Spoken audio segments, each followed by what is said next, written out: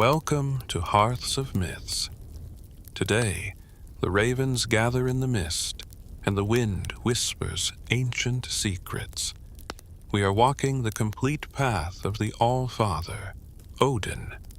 Close your eyes, settle in, and let the saga begin.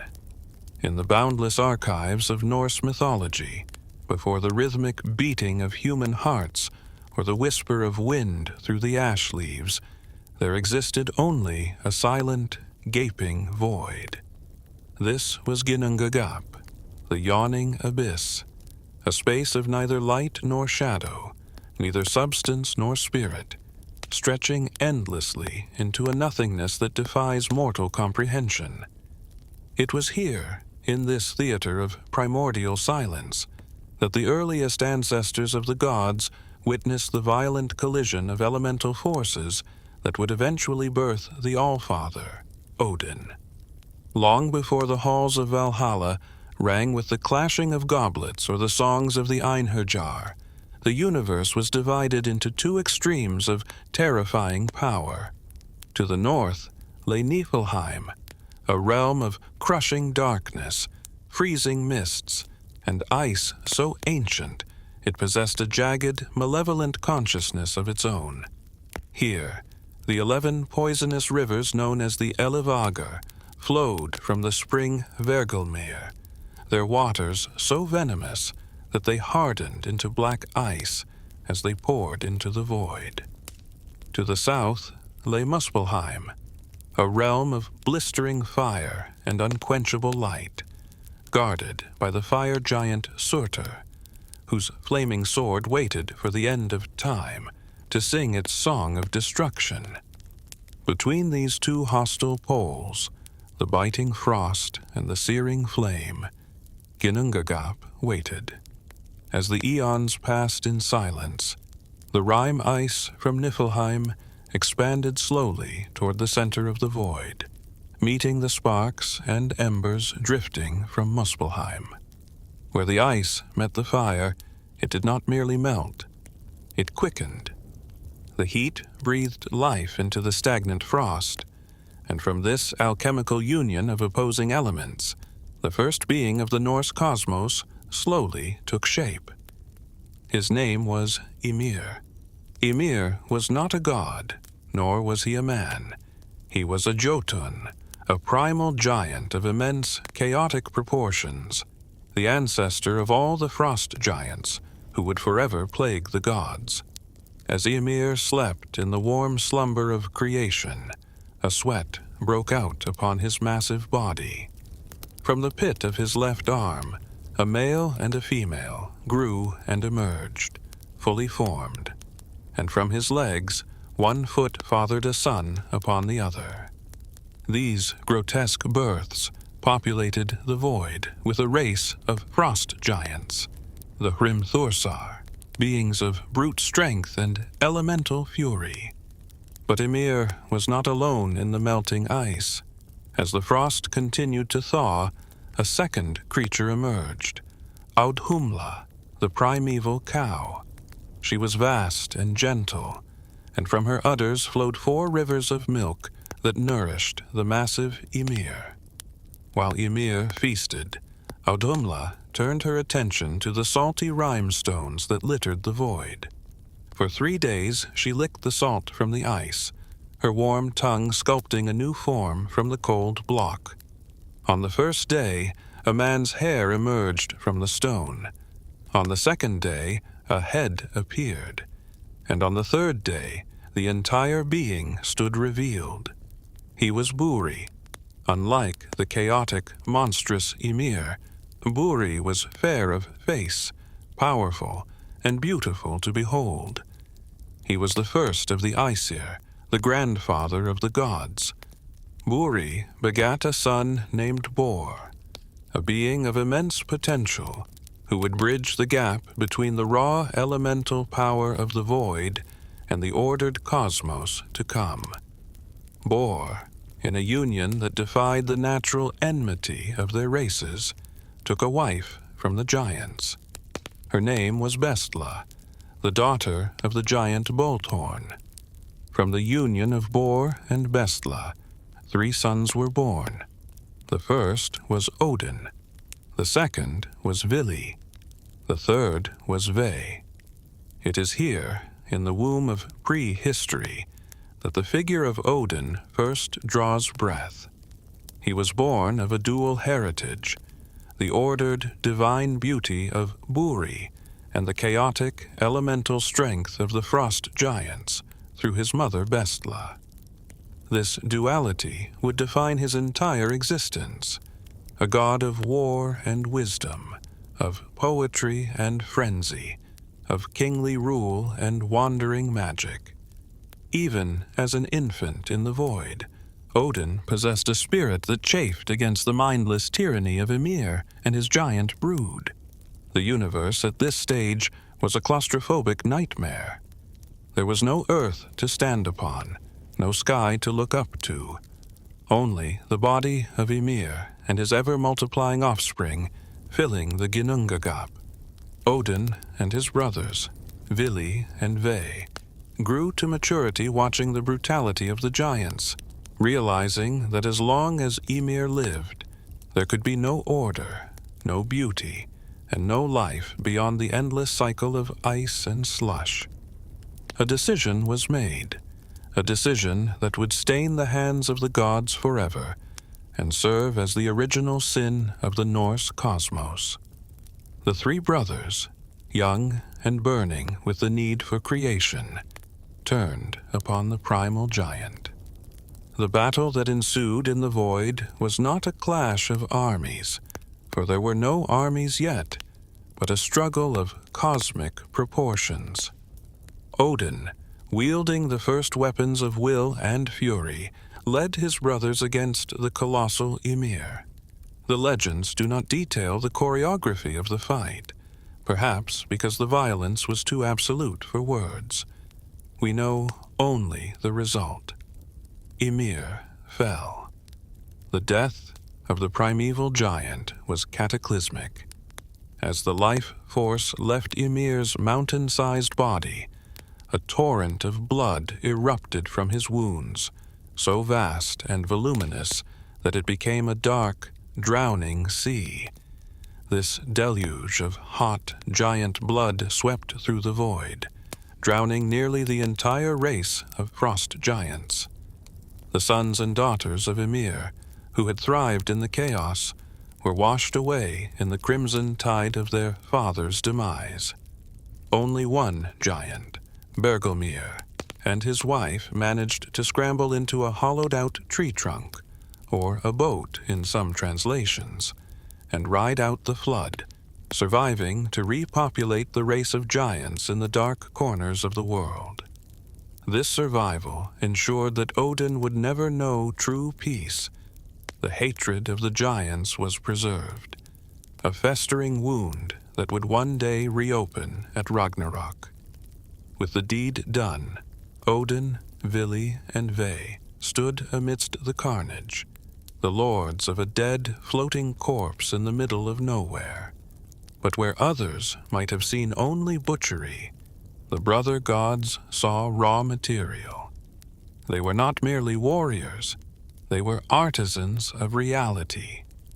They dragged the limp body of Ymir into the center of Ginnungagap and began the gruesome, magnificent work of creation. The scale of this craftsmanship defies modern physics. They took Ymir's flesh, still warm with the heat of life, and molded it into the earth. The soil we walk upon, the clay of the riverbanks, the dust of the plains, all are the rendered flesh of the first giant. They took his unbroken bones and shattered them, thrusting them upward to form the mountains and the craggy cliffs. His teeth and the splinters of his shattered jaws became the rocks, the boulders, and the stones that litter the landscape. The blood that had drowned the giants was tamed and channeled. Odin and his brothers directed it to circle the earth, creating the vast, impassable ocean that rings the world. They trapped the land within this circle of sea, calling it Midgard, the middle enclosure, a fortress against the unknown. But the work was not finished. The sky was yet to be made. The brothers took the massive, domed skull of Ymir and heaved it high above the earth. It spanned the horizon from east to west, north to south, forming the blue vault of the heavens. To ensure this heavy canopy did not crash down upon their new creation, they stationed 4 dwarves at the cardinal points of the compass to hold it up. Their names were Nordri, north; Sudri, south; Austri, east; and Vestri, west. The clouds that drift lazily across the summer sky, or gather in dark, storm-laden masses, were fashioned from Ymir's brains. Odin took the gray matter of the giant and flung it into the wind, sentencing the thoughts of the primordial enemy to wander aimlessly forever, as the mists and fogs of the upper air. Yet, this new world was dark. The skull of Ymir blocked out the light from Muspelheim. Odin, ever the visionary, looked to the south, where the realm of fire still burned. He reached into Muspelheim and caught the flying sparks and glowing embers that drifted from Surtur's domain. With divine precision, he set these fires into the inside of Ymir's skull. Some he fixed in place to serve as the stars that navigate the sailor. Others he set to wander in appointed paths as the planets. Thus, the cosmos was illuminated. The creation of the world was a violent act of recycling, a transformation of death into life. It established Odin's character fundamentally.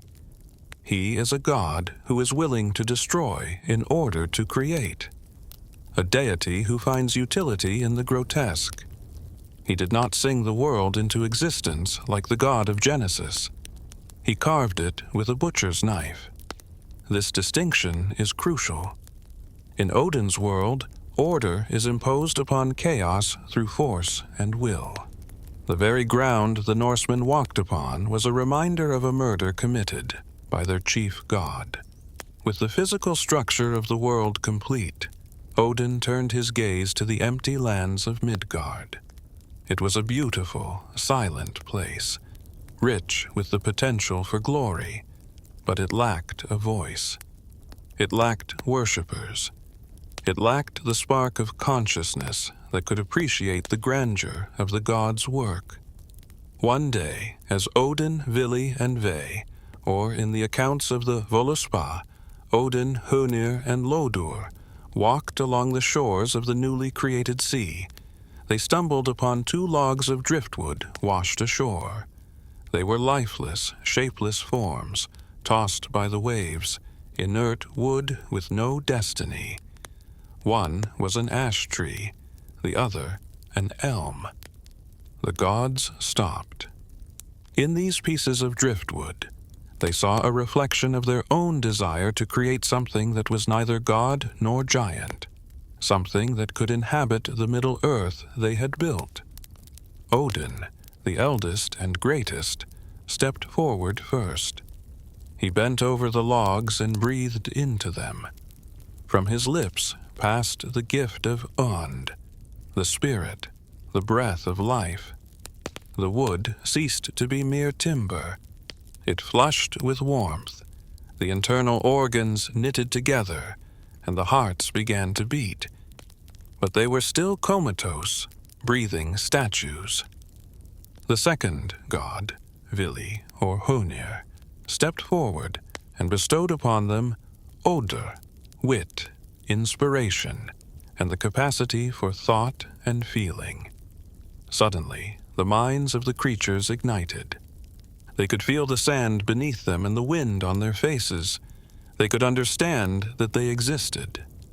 The third god, Ve or Lodur, gave them La and Lito Goda, blood, external shape, speech, and fair appearance. Their bark-like skin softened into flesh, their limbs took on grace, and their eyes opened to behold their creators. The man they named Ask, ash tree, and the woman they named Embla, possibly elm or vine. From this pair, found as garbage on the beach and elevated by divine intervention, descended the entire human race. Odin became the Allfather, not just of the gods, but of humanity. He was the breath in their lungs. This connection suggests that in Norse theology, humans are not made of clay or dirt, but of organic, living material, trees. We share a nature with the world itself, rooted in the earth but reaching for the sky. But a world with people needed order. Time itself was a chaotic swirl until Odin stepped in to regulate it. The gods built a citadel in the center of the world, high above Midgard, and called it Asgard. From here, they organized the passage of days and years.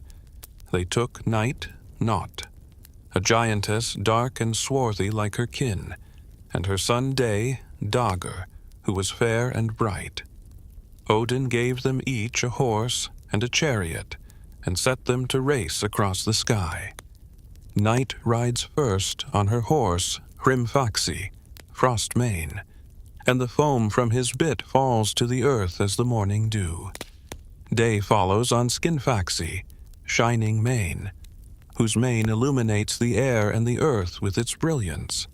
To govern the sun and the moon, Odin appointed 2 children, Sol and Mani. But even this order was tinged with the threat of violence that permeates Odin's universe. He decreed that 2 wolves, Skuld and Hati, would chase the sun and moon forever. This chase forces the heavenly bodies to move, creating the cycle of day and night. But it also serves as a grim prophecy.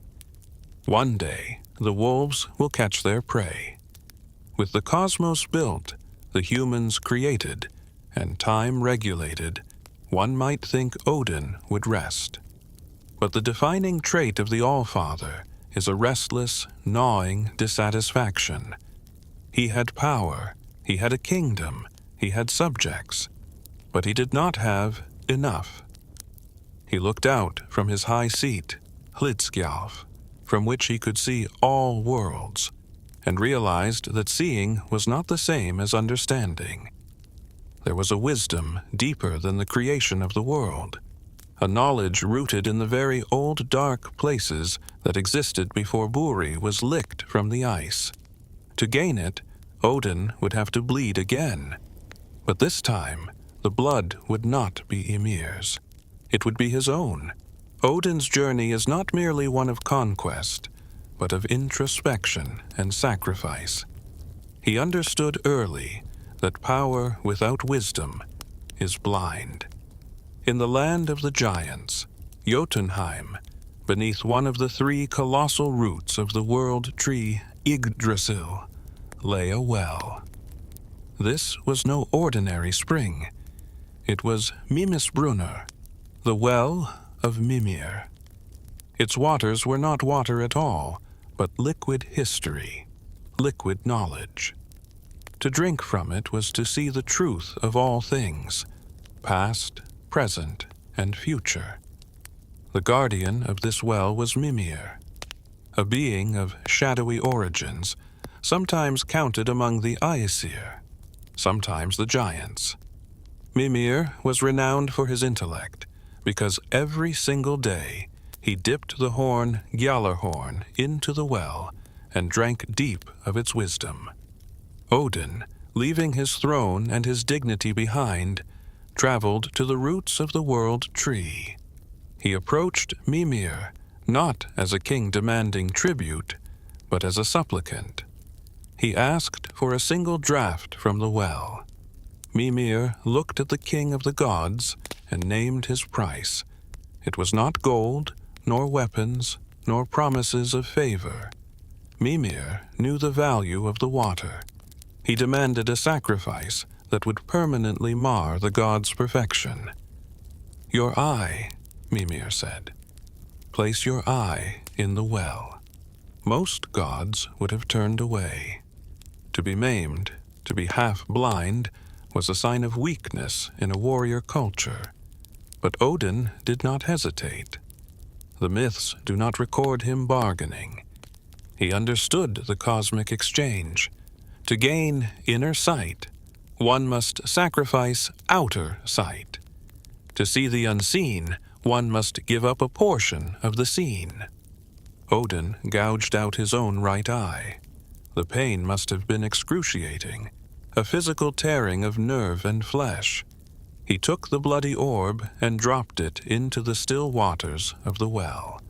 It sank, staring up at him, a permanent pledge to the spirit of wisdom.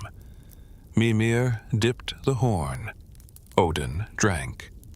The change was instantaneous. The world shifted. Odin was no longer just the shaper of earth. He was the knower of fate.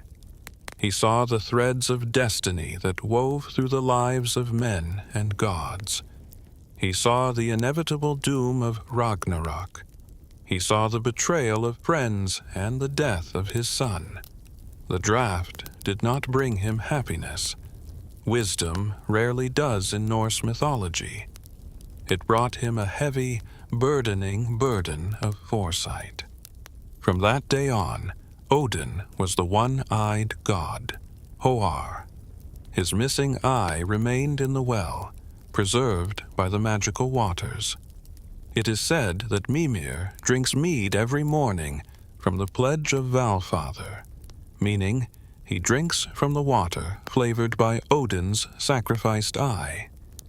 This act separated Odin from all other deities in the pantheon. Thor is strong, Freyja is beautiful, Tyr is brave, but Odin is terrifyingly committed. There is no line he will not cross, no part of himself he will not butcher, to gain an advantage against the coming dark. This was only the first of his self-mutilations. The well gave him wisdom of the mind, but he sought power over the very fabric of reality, the runes, and for that, a simple eye would not suffice. He would have to die. If the sacrifice of the eye was a trade, the discovery of the runes was an ordeal of shamanic initiation. The runes, Futhark, were not just an alphabet for writing messages. They were the fundamental codes of the universe. They were magic symbols that could heal, hurt, bind enemies, break chains, and even raise the dead. They were not invented. They were found, hidden in the metaphysical structure of the cosmos, accessible only to one who could transcend the boundary between the living and the dead. Odin's quest for the runes is recounted in the Havamal, the Sayings of the High One, in a section that stands as one of the most haunting passages in world literature. Odin traveled to Yggdrasil, the ash tree that holds the 9 worlds in its branches. This tree is the axis mundi, the spine of reality. To seize the runes from the void, Odin had to offer himself to the highest power in the universe. And since he was the highest god, he had to offer himself to himself. The text says, "I know that I hung on a windy tree.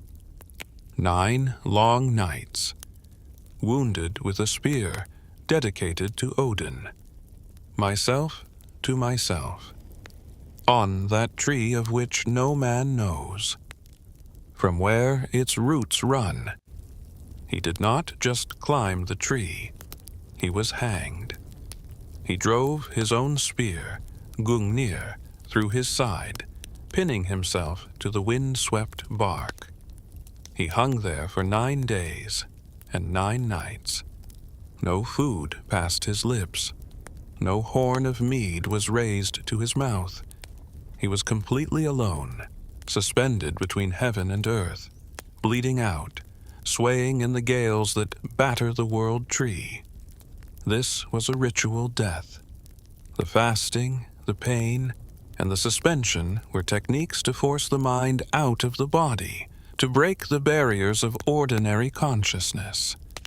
He peered downward, into the abyss below the roots, into the dark waters of the well of Urd. He stared until the shapes began to form. He stared until his screaming mind focused on the patterns in the depths. I peered downward. I took up the runes. Screaming, I took them. Then I fell back from there.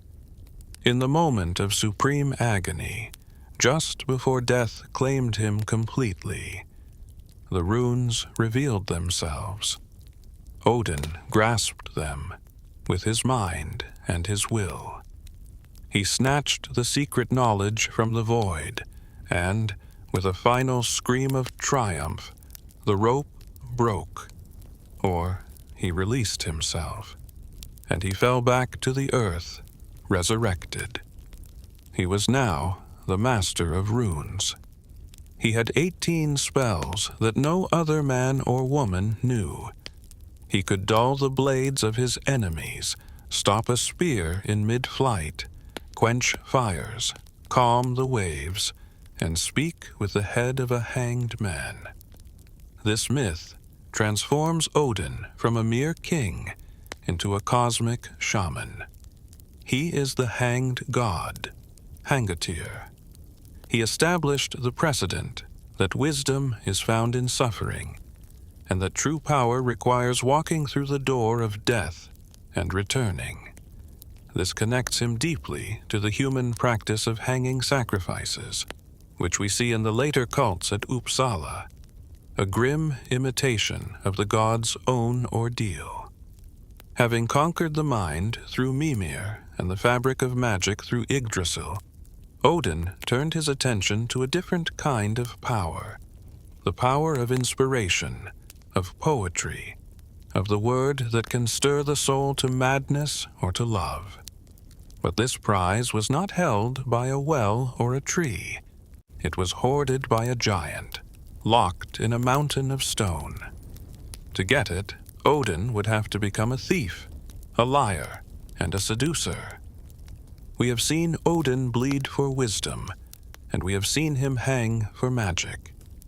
But there is a third kind of power that the Allfather craved, one perhaps more dangerous than runes or foresight, the power of persuasion, the art of the skald, the ability to weave words so potent they can manipulate the minds of gods and men. This power was distilled into a liquid form, the Mead of Poetry, Odrarir. And the story of how Odin seized it is a tale not of noble sacrifice, but of cunning, deceit, and sexual manipulation. The story begins in the aftermath of a war we have not yet discussed, the war between the Aesir and the Vanir. When the two tribes of gods finally declared a truce, they sealed their peace in a peculiar, archaic ritual. The gods of both sides approached a great vat and spat into it. This mingling of divine saliva symbolized the merging of their spirits and intentions. But the gods, loath to let this symbol of unity perish, decided to give it form. From the fermented spittle, they shaped a man. His name was Kvasir. He was the wisest being who had ever walked the earth. There was no question he could not answer, no riddle he could not solve. He traveled through the world, teaching men knowledge and counsel. However, wisdom is a prize often coveted by the wicked. Two dwarves, Fjalar and Galar, grew jealous of Kvasir. They invited the wise man to their cavern for a private feast. There, in the dark shadows of the stone, they slit Kvasir's throat. They drained every drop of his blood into 3 vessels. 2 vats called Sun and Bodin, and a cauldron called Odrerir. They mixed this divine blood with honey, and as it fermented, it transformed into the Mead of Poetry. Whoever drank of it would become a skald or a scholar instantly, possessed of divine inspiration. The dwarves' treachery did not end there, and eventually their crimes caught up with them. Through a series of murders involving giants, the mead passed into the hands of Suttungr, a frost giant of immense power. Suttungr took the precious mead to his stronghold within the mountain Nitbjorg, and set his daughter Gunnlod to guard it. He warned her to let no one near the vessels. Odin, watching from Hlidskjalf, saw everything. He saw the murder of Kvasir, he saw the brewing of the mead, and he saw it disappear into the giant's mountain. He knew that this mead belonged to the gods, not to the hoarding giants. He resolved to steal it. This heist reveals the trickster aspect of Odin, a face he wears as comfortably as that of the king. He did not ride to the mountain with an army. He went alone, and he went in disguise. He adopted the name Bolverk, which grimly translates to worker of misfortune, or evil-doer.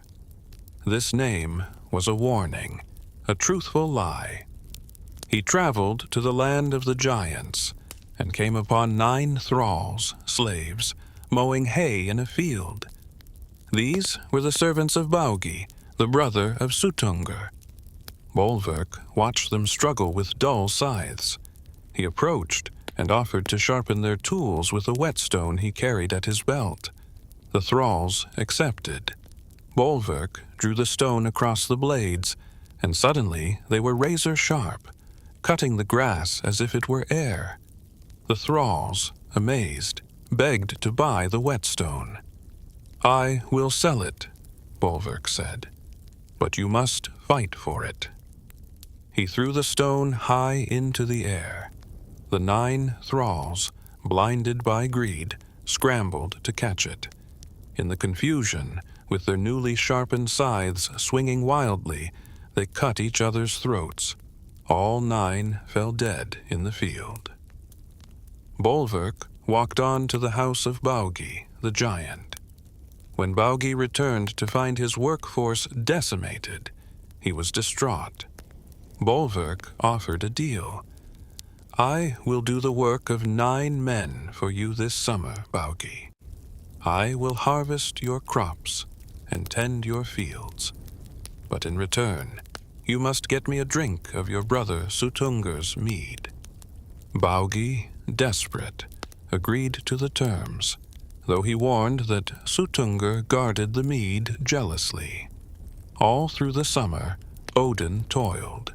He channeled the strength of the gods into his disguise, doing the back-breaking work of 9 thralls. When winter came, he demanded his payment. They went to Suttungr, but the giant refused to part with a single drop. "The mead is mine," he roared. "Be gone." Bolverk turned to Baugi. "We made a bargain. If your brother will not give it, we must take it by guile." He produced an auger, a drill, named Rati. He commanded Baugi to drill a hole through the solid rock of the mountain Nitbjorg. Baugi drilled, but when he pulled the tool out, stone dust blew back at them. "You lie," Bolverk said. "You have not drilled through." Baugi drilled again, and this time the dust blew inward. The tunnel was complete. In a flash of shape-shifting magic, Bolverk transformed himself into a snake, or a worm, and slithered into the tiny hole. Baugi, realizing the betrayal, stabbed at the snake with the auger, but he was too slow. Odin was inside the mountain. He emerged in the secret chamber, shedding his snake form. There, sitting in the golden light of the mead vessels, was Gunnlod, the giant's daughter. She sat on a golden stool, lonely and dutiful. Odin did not attack her. He did not steal the mead while she slept. Instead, he seduced her. For 3 nights, the Allfather lay with the giantess. He used all his charm, his beauty, and his new identity to win her heart. The Havamal hints at a genuine connection, or perhaps a ruthless manipulation of her loneliness. Gunnlod, swept away by the passion of this mysterious stranger, agreed to grant him 3 draughts of the mead, 1 for each night they had shared. On the first draught, Odin drained the vat Odrerir dry. On the second draught, he drained the vat Bodin. On the third draught, he drained the pot sun. In 3 swallows, he held the entire poetic soul of the universe in his belly. The moment he had the prize, the lover vanished. Odin transformed into a magnificent eagle and launched himself into the sky, flying frantically toward Asgard. Suttungr, discovering the theft, transformed into an eagle as well and gave chase. It was a desperate race across the heavens. The gods in Asgard saw the 2 birds approaching, the smaller eagle laboring under the weight of the liquid, the larger giant eagle gaining on him. They hurriedly set out jars and vats in the courtyard of Valhalla. Just as Suttungr's talons were about to rake his tail feathers, Odin flew over the walls of Asgard and regurgitated the mead into the waiting vessels. The precious liquid, the source of all true art, poetry, and wisdom, was saved for the gods and for the men of genius whom Odin chooses to gift. However, the myth adds a vulgar, humorous detail. In his panic to escape, and with his belly so full, Odin accidentally sprayed some of the mead out backwards from his rear end. This liquid fell upon the earth and was not gathered by the gods. It is known as the rhymester's share, or the fool poet's portion. Anyone can drink of it.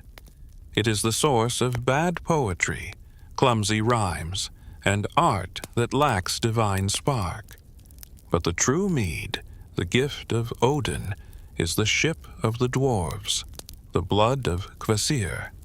By consuming it, Odin became the god of words. This is vital to understanding him. He is not a silent warrior. He is a god who speaks in riddles, who conquers with intellect, and who understands that the right word can cut deeper than a sword. He bought wisdom with an eye, runes with a death, and poetry with a betrayal. While Odin ruled as the king of Asgard, he spent a remarkable amount of time absent from his throne. Unlike Zeus, who often descended to earth for amorous pursuits, or Yahweh, who sent prophets, Odin walked among humanity himself.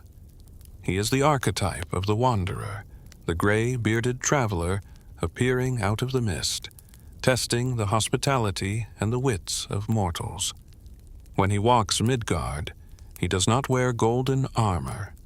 He wears a dark blue cloak, Heklu Blar, stained with the dust of the road. He wears a wide-brimmed hat, pulled low to obscure his missing eye, and he carries a simple staff. This image of the old man with the hat and staff is so potent that many scholars believe it later inspired the figure of Gandalf in Tolkien's Legendarium. One of the most famous accounts of Odin's wanderings is found in the poem Grimnismal, the Lay of Grimnir. It begins with a domestic dispute in Asgard.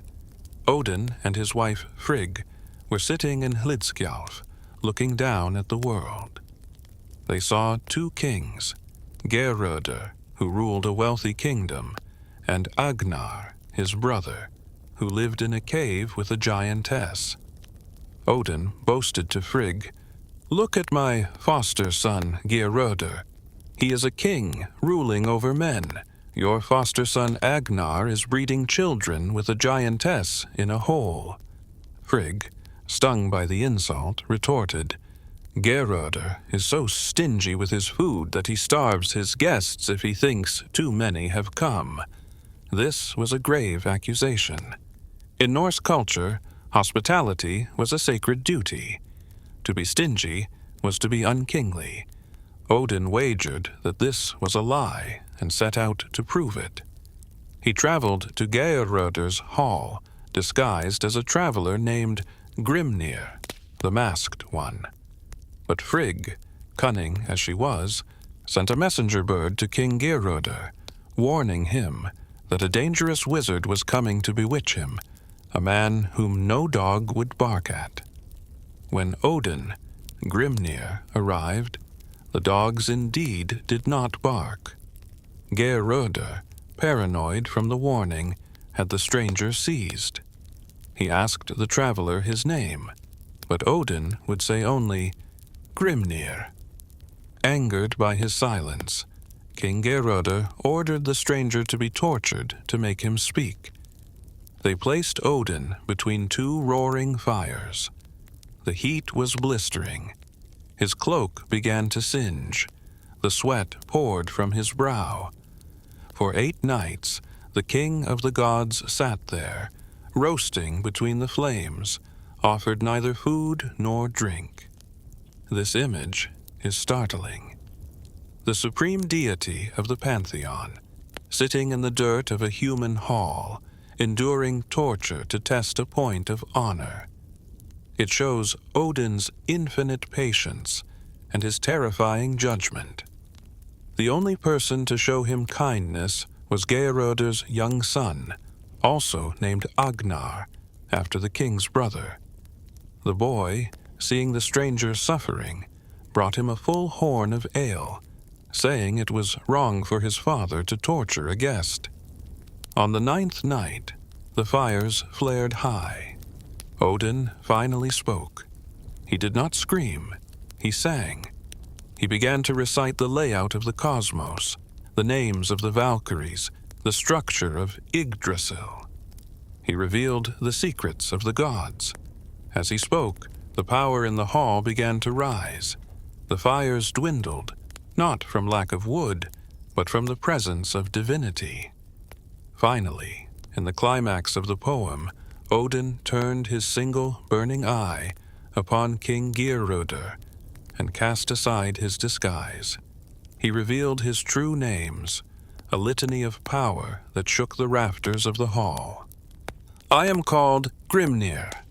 I am called Gangleri, Hergen and Hjálmari, Thek and Thridi, Ud and Helblindi, High and Sad and Svipal. Odin I am named now. Ygg I was called before. Thund before that." He listed nearly 50 names, each revealing a facet of his nature. The Masked One, the Wanderer, the Lord of Hosts, the Helmet-Bearer, the Terrifier, the Gelding, with the final declaration, "Now you see Odin." King Geirröder realized his fatal mistake. He had tortured his own patron god. He leapt up to pull Odin from the fires, but in his haste he stumbled. His sword slipped from its scabbard, hilt down, blade up. Geirröder fell upon the point, impaling himself. He died instantly. Odin then placed the kind boy Agnar upon the throne. The myth teaches a brutal lesson. Odin's favor is fickle, and hospitality is a divine law. But it also reveals Odin's nature as the god of masks. He is never just one thing. He is the wind that knocks at the door, the stranger at the feast, the tester of character. He travels to learn, but also to judge. Odin is often called the god of war. But war in the Norse cosmos was not a static state. It had an origin. The very first war in the history of the world was fought between the two tribes of gods, the Aesir, Odin's kin, and the Vanir. The Aesir were gods of order, weapons, society, and hierarchies. They lived in Asgard. The Vanir were older, earthier gods of fertility, magic, wealth, and pleasure. They included Njordr, Freyr, and Freya. They lived in Vanaheim. The conflict began with the arrival of a mysterious woman in Asgard. Her name was Gullveig, gold drink or gold power. She traveled among the Aesir, talking of nothing but gold, lust, and magic. Seder. She was a corrupting influence, stirring up greed in the hearts of the gods. The Aesir, disgusted and perhaps fearful of her power, decided to kill her. They seized Gullveig and threw her into the fire in the center of Odin's hall, Har. She burned to ash. But when the flames died down, she stepped out of the embers, whole and alive. 3 times they burned her, and 3 times she was reborn. This woman, whom some associate with Freyja or a darker aspect of Vanir magic called Hyder, could not be destroyed by Aesir violence. Outraged by this treatment of their kin, or perhaps their emissary, the Vanir demanded reparation. They demanded an equal share of tribute and worship from the humans of Midgard. The Aesir, led by Odin, refused. Odin, standing before the gathered host of the Vanir, performed a ritual that would be mimicked by human warriors for centuries. He cast his spear, Gungnir, over the heads of the Vanir army, shouting, "Odin owns you all."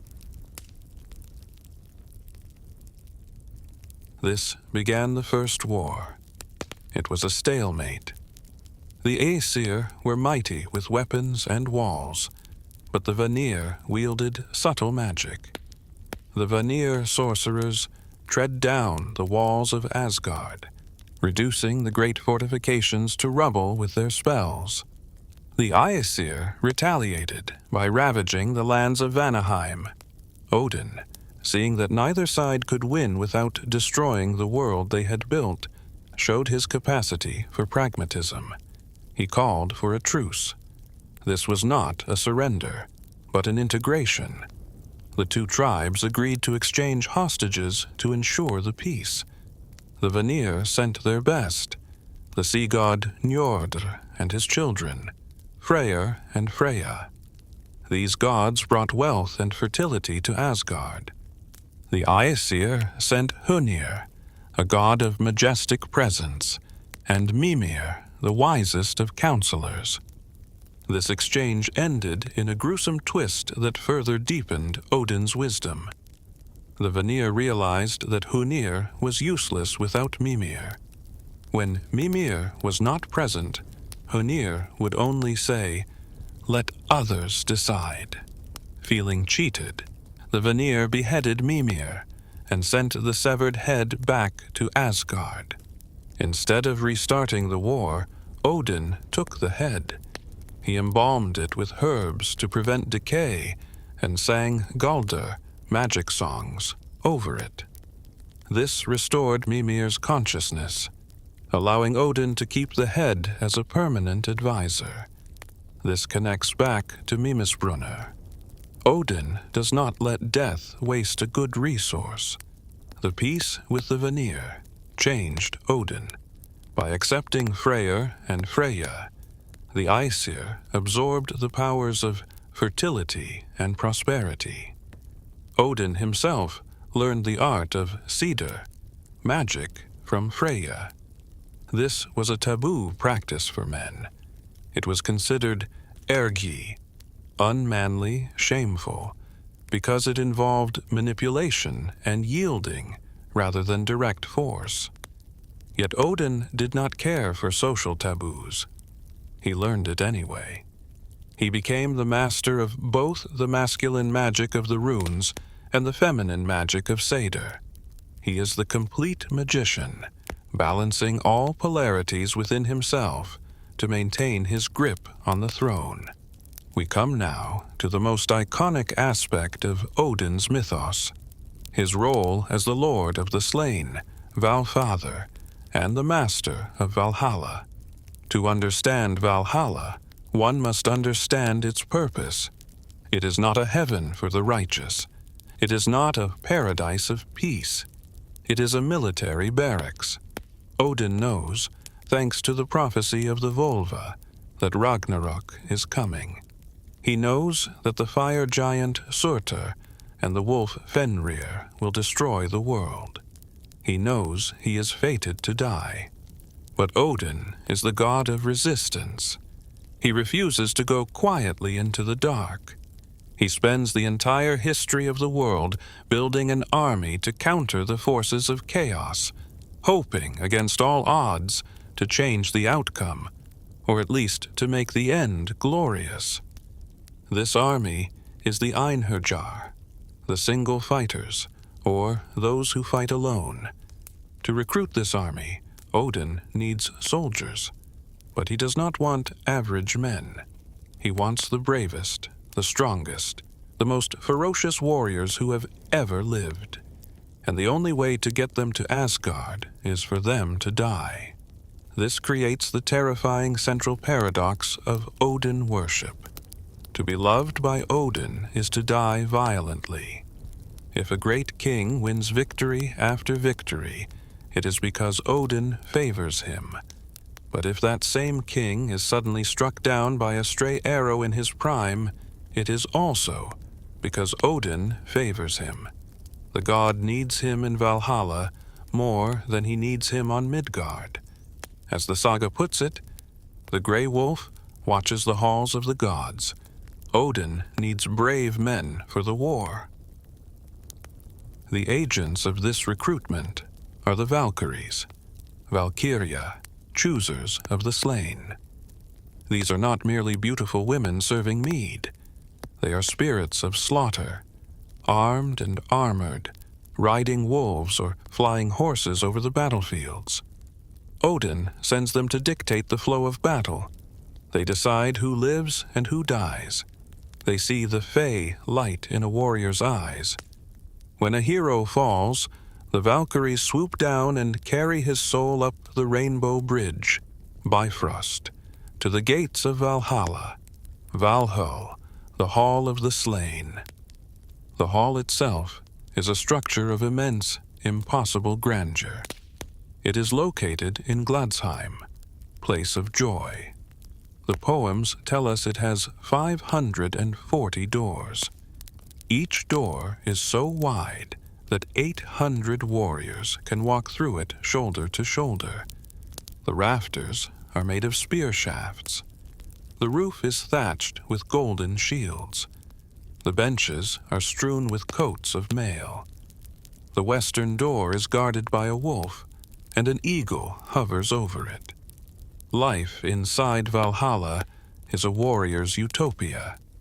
Every morning, the Einherjar wake up and don their armor. They march out into the vast courtyard and fight each other. It is a brutal, full-contact melee. They hack off limbs, pierce hearts, and crush skulls. They practice the art of killing until the battlefield is slick with blood. But as the horn sounds for dinner, a miracle occurs. The wounds heal. The severed limbs reattach. The dead rise. They are whole again. They return to the hall as brothers, washing the blood from their hands to feast. Their food comes from the beast Grimnir. Some sources call it a boar. Every night, the cook and Grimnir slaughters Grimnir and boils him in the cauldron Grimnir. The meat is succulent and endless, enough to feed the thousands of gathered heroes. And every morning, the beast is resurrected, whole and ready to be eaten again. Their drink comes from the goat Hydrun. She stands on the roof of Valhalla, grazing on the leaves of the tree Lyarad, a branch of Yggdrasil. From her udders flows not milk, but clear, potent mead, enough to fill the drinking horns of every warrior in the hall. At the head of the high table sits Odin. He does not eat the meat of Sire Grimnir. He throws his portion to his two wolves, Geri, greedy, and Freki, ravenous, who sit at his feet. Odin himself subsists on wine alone. As the poem says, "But on wine alone, the weapon magnificent Odin forever lives." On his shoulders sit two ravens, Huginn, thought, and Muninn, memory. Every day at dawn, he sends them out to fly across the entire world. They witness every secret, every battle, every whisper. At dinner time they return, perch on his shoulders, and whisper the news of the world into his ears. This is why he is called the Raven God, Hrafnagud. He is the nerve center of the world's intelligence. This cult of Odin was not just a literary invention. It was a terrifying reality for the Norse people. Archaeological evidence, particularly from Old Uppsala in Sweden, suggests a religion focused on blood sacrifice to appease the war god. Adam of Bremen, a medieval chronicler, described the temple at Uppsala where golden chains hung from the roof and statues of Thor, Odin, and Frigga stood. He described a sacred grove near the temple where sacrifices were hung from the trees. Men, horses, and dogs were suspended there, their bodies wind-tossed offerings to the hanged god. This practice mimics Odin's own ordeal on Yggdrasil. The blood eagle ritual, though debated by historians, is another example of the extreme violence associated with Odin worship, the ritual opening of the back to honor the father of victory. Odin's cult was primarily an aristocratic one. He was the god of jarls, kings, and poets. The common farmer worshipped Thor, who protected the fields from giants. But the king worshipped Odin, who promised that death was not the end, but a promotion to the elite guard of the cosmos. Yet, despite the glory of Valhalla, a shadow hangs over Odin's reign. His preparations are desperate. He knows that his army, no matter how vast, may not be enough, and this desperation drives him into darker and darker territories, leading him to form alliances that will eventually spell his doom. He brings a chaotic element into Asgard, a blood brother who is the architect of the god's destruction, Loki. In the flickering torchlight of the longhouse, where the shadows dance upon the wooden walls, we often speak of Odin as the Shining King, the gold-helmeted warrior. But there is another Odin, a figure cloaked not in glory, but in shadow, a god who whispers to the dead, who practices the forbidden arts of women, and who calls the monster his brother. To understand the full extent of Odin's power, we must venture into territories that the Norse society considered shameful, dangerous, and forbidden. We have spoken of the runes, the masculine magic of carving and binding, governed by intellect and will. But there exists another form of magic in the north, older and wilder, Seidr.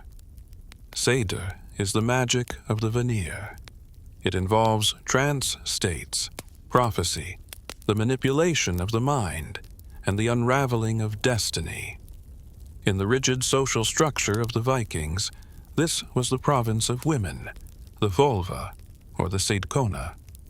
For a man to practice Seidr was to brand himself with ergi, a devastating insult implying unmanliness, perversion, or social degradation. A man caught practicing Seidr could be legally killed by his kinsmen to cleanse the family honor. Yet, Odin is the master of Seder. The Ynglinga saga tells us explicitly that Odin learned this art from the goddess Freyja, the priestess of the Vanir, after the gods exchanged hostages. He did not care for the social stigma. He did not care for the whispers of the other gods, while Thor, the paragon of masculinity, despised such trickery. Odin embraced it. Imagine the scene: the king of the gods retiring to his private chambers, stripping off his golden armor. He does not take up a sword. He begins the rhythmic chanting, the high-pitched songs, Galdr, that induce the trance. He beats the drum, the instrument of the shaman. His spirit detaches from his body. While his physical form lies as if asleep or dead, his soul rides the winds. He takes the shape of a bird, a beast, a fish, or a serpent. He travels in an instant to far-off lands, crossing the boundaries of the worlds to spy on enemies or to deliver curses. He can make men forget their purpose in battle. He can turn a brave heart into water. He can inflict sickness or heal it with a touch. In the poem Lokasenna, the flighting of Loki, Loki taunts Odin with this very fact. He stands in the hall of the gods and shouts, "But you," they say, "practiced cedar on Samsu. And you beat on the drum as the Volvas do. Like a wizard, you flew over the world of men." That, I think, is the height of shame. Odin does not deny it. He does not strike Loki down for the insult. He accepts the shame as the price of the power. This is the terrifying dedication of the Allfather. He is willing to become a pariah, a social outcast in the eyes of his own worshippers, if it means gaining a weapon against the darkness. He transcends gender, just as he transcends life and death. He is the great shaman, mediating between the tribe and the spirit world, taking on the burdens that ordinary warriors cannot bear. This mastery of cedar makes Odin unpredictable. A warrior you can fight. You can see his axe coming. But a Sidman attacks your mind. He attacks your luck. He weaves your doom before you even step onto the battlefield. This is why, despite being the Allfather, Odin is often feared more than he is loved. He is the father of magic, Galdraföder, and his hands are stained with more than just blood. Of all the mysteries surrounding Odin, none is more perplexing than his relationship with Loki. Loki is the trickster, the chaotic agent, the father of monsters. He is the sire of the wolf that will eat Odin, and the serpent that will poison Thor. Logic dictates that Odin, the preserver of order, should have killed Loki the moment he appeared. And yet, they are blood brothers. This is not a metaphor. In the ancient North, blood brotherhood was a sacred legal bond, stronger than marriage, stronger than birth. It was formed by cutting the earth, lifting a strip of sod, and mixing the blood of two men in the soil beneath, swearing that an injury to one was an injury to the other. Why would the god of wisdom bind himself to the god of chaos? The myths do not give us a clear origin story for this oath, but the Lokasenna confirms it exists. When Loki bursts into the feast of Aegir to insult the gods, and the Aesir want to throw him out, Loki turns to Odin and invokes their ancient pact. Do you remember, Odin, when in days of old we mixed our blood together? You said you would never drink ale, unless it was brought to both of us. Odin, bound by his honor and the holy vow, commands his son Vidar to make space for Loki at the table. "Let the wolf's father sit," he says. This relationship is the axis upon which Norse mythology turns. Odin and Loki are, in many ways, dark reflections of each other. Both are shapeshifters. Both travel in disguise. Both use cunning over force. Both are morally ambiguous. Odin represents order through chaos. He uses violence, deceit, and magic to maintain the structure of the world. Loki represents chaos for chaos' sake, or perhaps the necessary catalyst that keeps the world from stagnating. Odin likely foresaw that he needed Loki. Without Loki's trickery, the gods would not have their greatest treasures. It was Loki who arranged for the creation of Thor's hammer, Mjolnir. It was Loki who helped retrieve the golden apples of Idun. It was Loki who birthed Sleipnir, the 8-legged horse that Odin rides. Sleipnir is the living symbol of their twisted connection. When a giant builder threatened to take Freya, the sun, and the moon as payment for building Asgard's walls, it was Loki who saved the gods. He transformed into a mare to seduce the giant stallion, Svadilfari. From that union, Loki became pregnant and gave birth to Sleipnir. Odin did not recoil from this monstrous foal. He accepted it. He rides the child of his blood brother into battle. This shows that Odin views Loki not as an enemy until the very end, but as a tool, a dangerous, sharp, poisonous tool, but one that is essential for the survival of Asgard. For eons, this partnership worked. Loki created problems, and in solving them, he made the gods stronger. But Odin, with his eye in the well, knew that this balance could not last. He knew that the blood oath was a ticking clock. And as the shadow of Ragnarok lengthened, Odin's methods became even more desperate, leading him to disturb the rest of the dead themselves. Odin's thirst for knowledge is not limited to the living or the elemental powers. He is the lord of ghosts, Draugadrotin. In Norse belief, the dead are not always gone. They linger in their burial mounds, holding on to the secrets of the grave.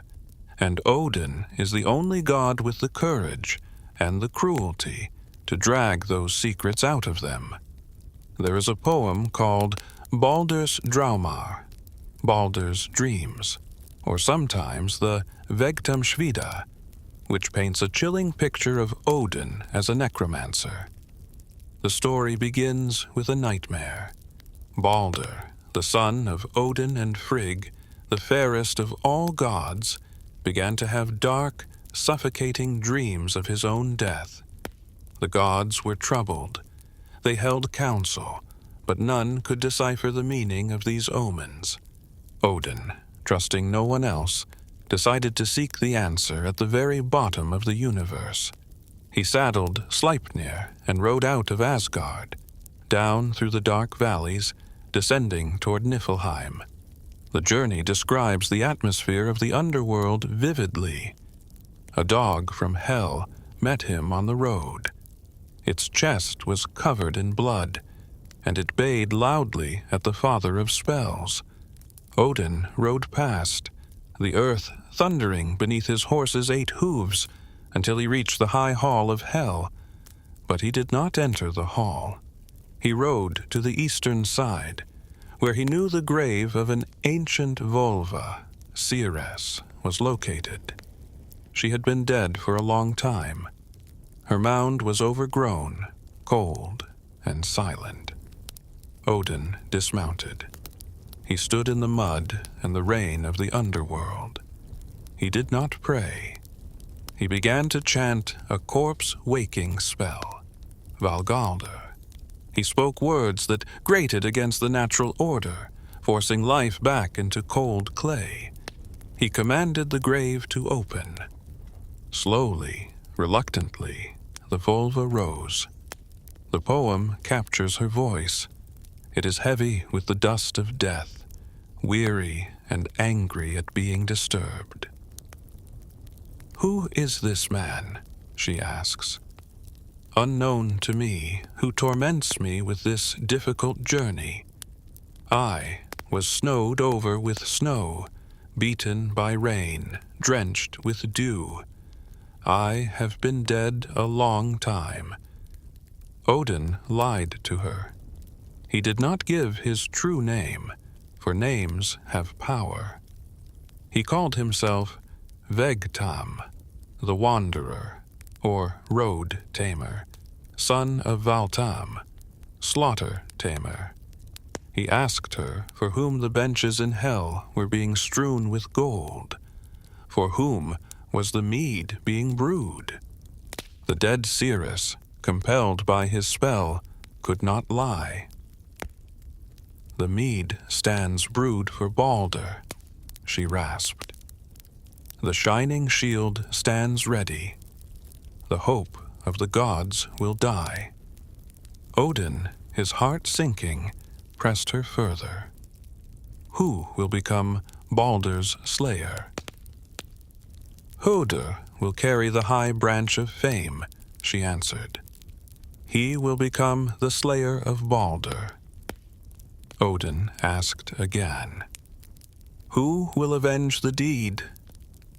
"Rindr will bear a son in the western halls," she prophesied. "Vali, born but 1 night old, will kill the slayer. He will not wash his hands, nor comb his hair until he has placed Baldr's enemy on the pyre." Finally, Odin asked a question that revealed his identity, a riddle that only the Allfather would ask. "Who are the maidens who will weep at will and toss their neck scarves to the sky?" The Volva paused. The spell of disguise was broken. She recognized the magical signature of the king of the gods. "You are not Vegtam," she cried. "You are Odin, the ancient creator." "And you are not a Volva," Odin retorted, cold and hard. "You are the mother of 3 monsters." The Volva, sinking back into her grave, gave a final, mocking farewell. "Ride home, Odin, and boast of your journey. No man shall visit me again until Loki breaks loose from his bonds, and the destroyers come at the end of the world." This encounter is profound. It shows Odin bullying the dead to confirm his worst fears. He learns that his beloved son is doomed. He learns the name of the killer, his own other son, the blind god Hödr. And he learns that the cycle of vengeance will be instantaneous. Most importantly, this myth cements Odin's connection to the grave. He is not a distant sky god. He stands in the mud of hell, singing to rotting corpses, willing to break the peace of the dead to secure the safety of the living. This act of necromancy sets the stage for the greatest tragedy in Norse mythology. The prophecy has been spoken. The mead is brewed in hell. Now, the gods can only wait for the arrow to fly. The tension in Asgard is palpable. The golden age of the gods is over. The age of anxiety has begun. Odin returns to his high seat, not with hope, but with a grim determination to delay the inevitable as long as possible. He turns to his wife, Frigg, and together they hatch a plan to defy fate itself. A plan that involves the humble mistletoe and the blind hand of a brother. To understand the magnitude of the tragedy that befell Odin, we must first understand what was lost. Before the shadow fell, Asgard enjoyed a period often referred to as the Golden Age. It was a time when the gold of the gods was not hoard treasure, but playthings, when the tables were always full, and the threat of the giants seemed distant, held at bay by Thor's hammer and Odin's wit. At the center of this age stood one figure, Baldr. Baldr was the second son of Odin and Frigg. If Odin was the terrifying mind of the universe, and Thor was its muscular arm, Baldr was its heart. The Prose Edda describes him in language that borders on worship of light itself. He was so fair of face and so bright that light literally shone from him. He was the wisest, the most eloquent, and the most merciful of all the Aesir. There is a specific flower in Scandinavia, the scentless mayweed, which is so white that the Norsemen called it Baldr's brow. This botanical connection grounds the god in the physical beauty of the northern landscape. He was the brief, radiant summer of the north, beloved by everything that breathed. But Baldr possessed a tragic flaw, or rather, a tragic characteristic. It is said that while his judgments were always wise and fair, none of them could ever be fulfilled. He was a god of perfect ideals in an imperfect world, a symbol of a purity that reality could not sustain. Odin loved Baldr with a ferocity that went beyond paternal instinct. Baldr was the proof that Odin's rule could produce something gentle. He was the future that Odin hoped to secure against the prophecy of Ragnarok. As long as Baldr lived, the world was safe. As long as the light shone, the Fimbulwinter could not begin. But then, the dreams began. We touched upon this in the previous chapter, where Odin rode to the grave of the Volva. But let us look at the atmosphere in Asgard. Baldr, the god of joy, stopped smiling. He began to wander the halls of Breidablik, his shining palace where nothing unclean was allowed to enter, with a heavy brow. He slept fitfully, tossing and turning as nightmares clawed at his divinity. He dreamed of darkness. He dreamed of silence. He dreamed of his own life force being extinguished like a candle in a gale. When he finally confessed these dreams to the Aesir at the Thingstead, the assembly, a chill went through the assembly. Dreams in Norse mythology are not mere subconscious processings. They are messengers.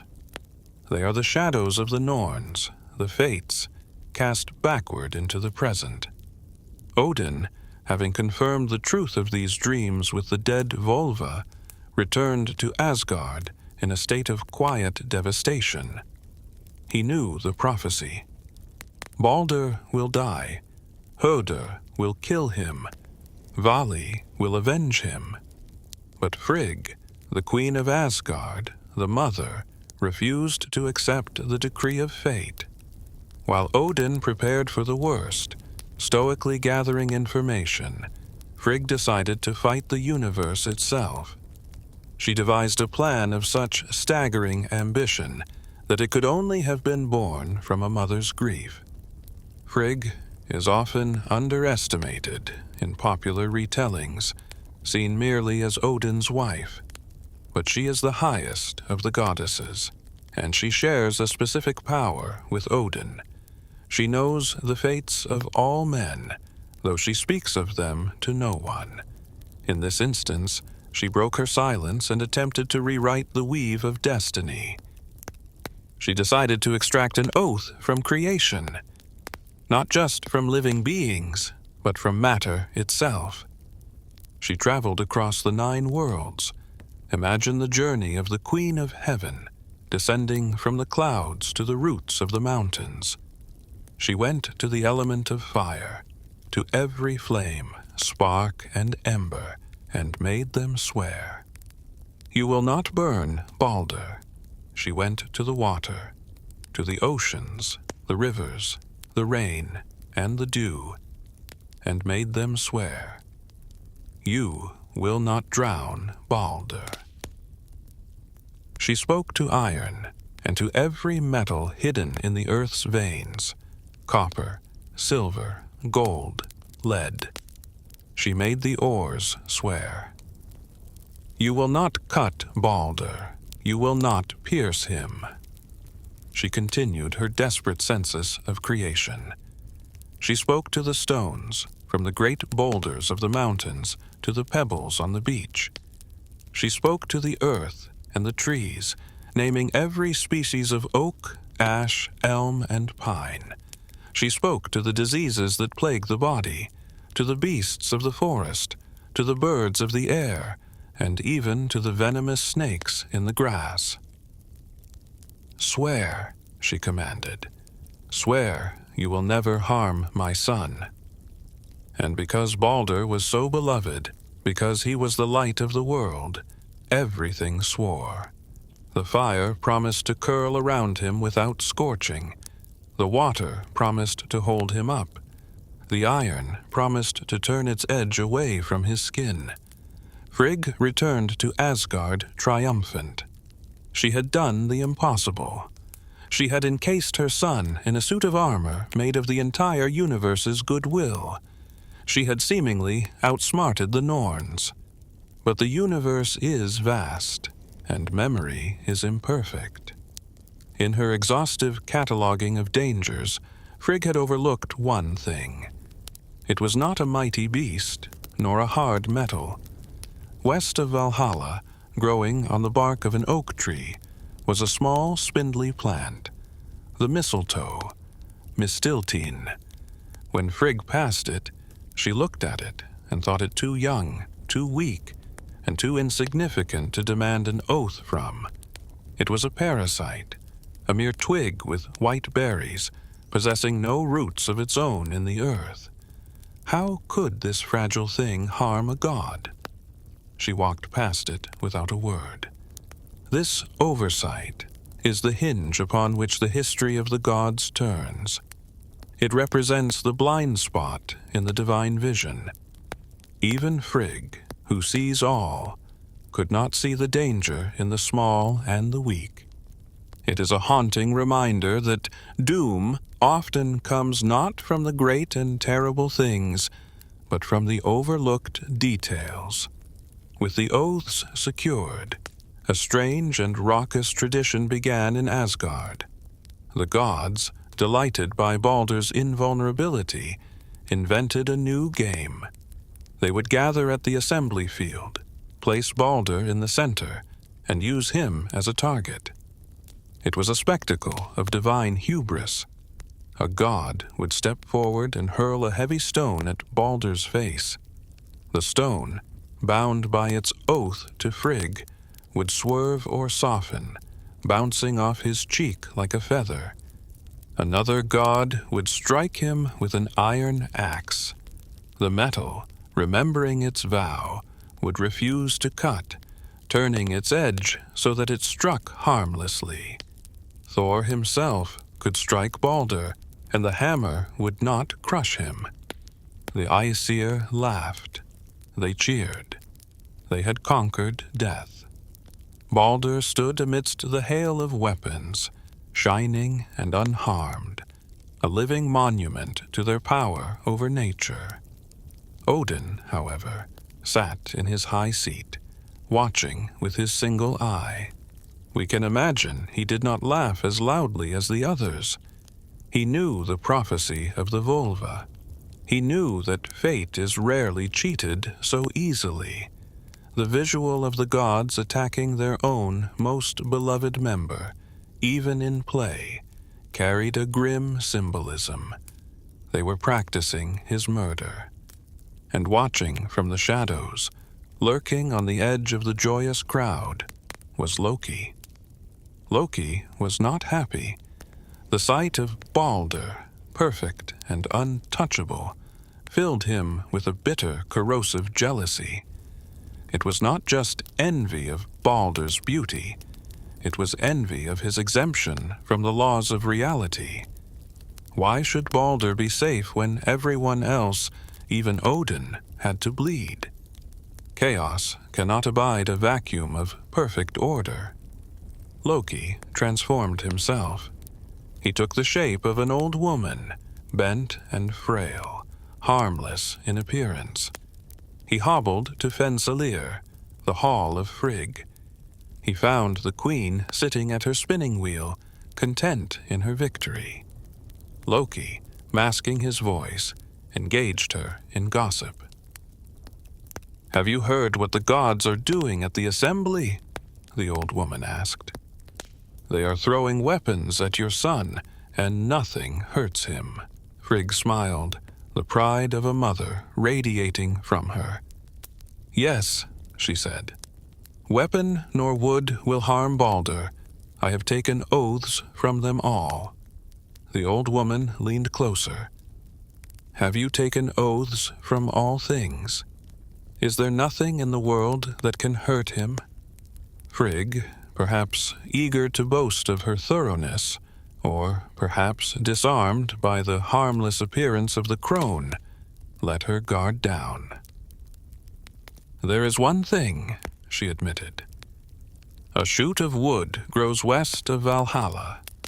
It is called mistletoe.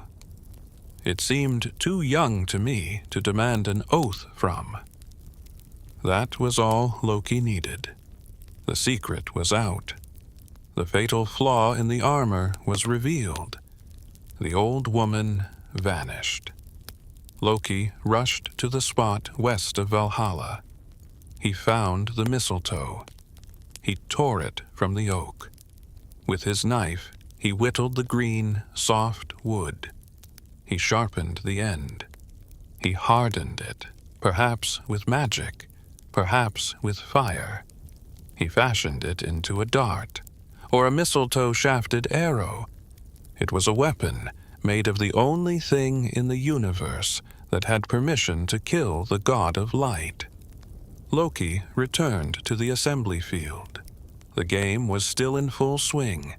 The air was filled with the whistle of arrows and the clang of swords bouncing off Baldr's chest. On the outside of the circle stood Hödur. Hödur was Baldr's brother, a son of Odin. He was strong, but he was blind. He stood in darkness while his brother stood in the light. He could hear the laughter and the cheers, but he could not participate. He was isolated by his disability, a silent figure on the fringe of the celebration. Loki approached him. He did not come as an old woman this time, but as himself, the silver-tongued deceiver. "Why do you not shoot at Baldr?" Loki asked. Hödur replied, his voice heavy with resignation. "Because I cannot see where he stands, and besides, I have no weapon." Loki placed a hand on Hödur's shoulder. "You should do honor to your brother like the others," he whispered. "I will show you where he stands. I will guide your hand. Shoot this twig at him." It seemed like a kind gesture. Loki was offering inclusion to the excluded brother. He placed the mistletoe dart into Hödur's hand. He positioned the blind god's arm, aiming it with deadly precision at Baldr's heart. Hödur, thinking he was throwing a harmless twig to join in the fun, drew back his arm. "Shoot," Loki whispered. Hödur threw. The mistletoe flew through the air. It did not swerve. It did not soften. It was not bound by any oath. It struck Baldr square in the chest. It pierced him through, passing deep into his vital organs. The laughter cut off instantly. Baldr, the Shining One, the hope of the gods, fell to the earth. He was dead before he hit the ground. The Prose Edda describes the immediate aftermath with a chilling simplicity. That was the greatest misfortune that has ever befallen gods and men. For a long moment no one moved. no one spoke. The gods were paralyzed, their hands frozen, staring at the corpse of the sun god lying in the dust. They looked at each other, and then they all looked at Hödur. But they could not take vengeance there, for the assembly ground was a sanctuary, a holy place where no blood could be spilled. Odin's reaction is the most poignant of all.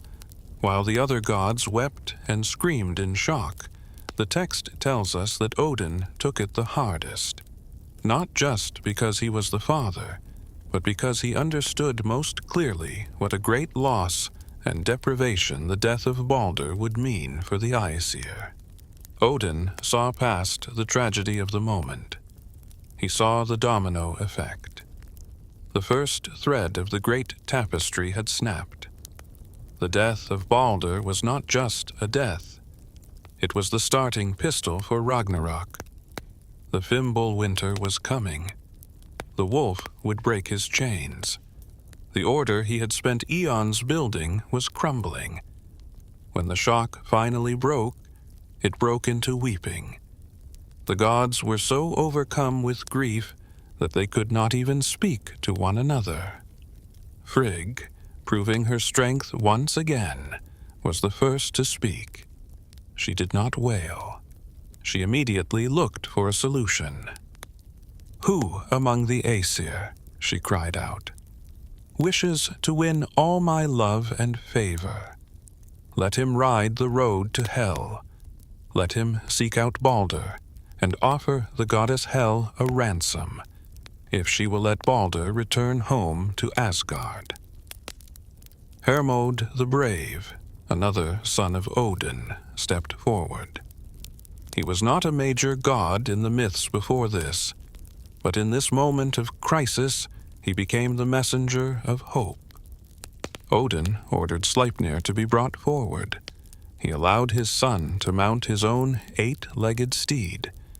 This was a significant transfer of power. Odin was too grief-stricken, or perhaps too valuable as the king, to make the journey himself. He sent Hermod to do what he had done in the dreams, to ride into the land of death. Hermod galloped away, the hooves of Sleipnir striking sparks from the stones, disappearing into the dark valleys of the north. Meanwhile, in Asgard, the preparations for the funeral began. This was not to be a simple burial. It was to be a ceremony of such grandeur that it would shake the foundations of the world. They took Baldr's body to the sea, to his great ship, Hringhorni. It was the greatest of all ships. But when they tried to launch it, the ship was so heavy with the weight of the dead god, and perhaps the weight of their grief, that it would not move. The gods, the shapers of mountains, could not push the boat into the water. In their desperation, they sent for a giantess named Hyrrokin. She arrived riding a wolf the size of a house, using vipers for reins. She walked to the prow of the ship and gave it a single shove.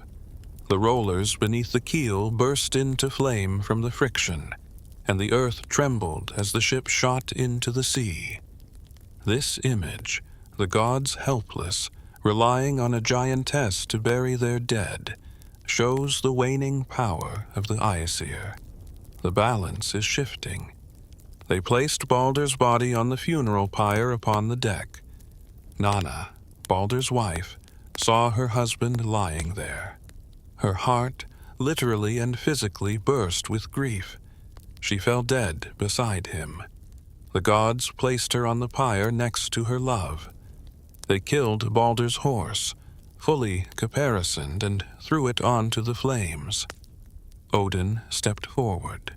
He removed his golden arm ring, Draupnir, the magical ring that dripped 8 new rings every 9 nights, the source of his infinite wealth. He placed it on Baldr's chest. This gesture is symbolic of Odin giving up the source of his abundance. The time of wealth is over. He whispered something into Baldr's ear, a secret that has puzzled mythologists for centuries. What did Odin whisper in the ear of his son before he was burned? It is the ultimate riddle, perhaps a promise of vengeance, perhaps a chakrit about the rebirth of the world after Ragnarok, or perhaps simply, I love you. Thor, weeping with rage, consecrated the pile with Mjolnir. The fire was lit.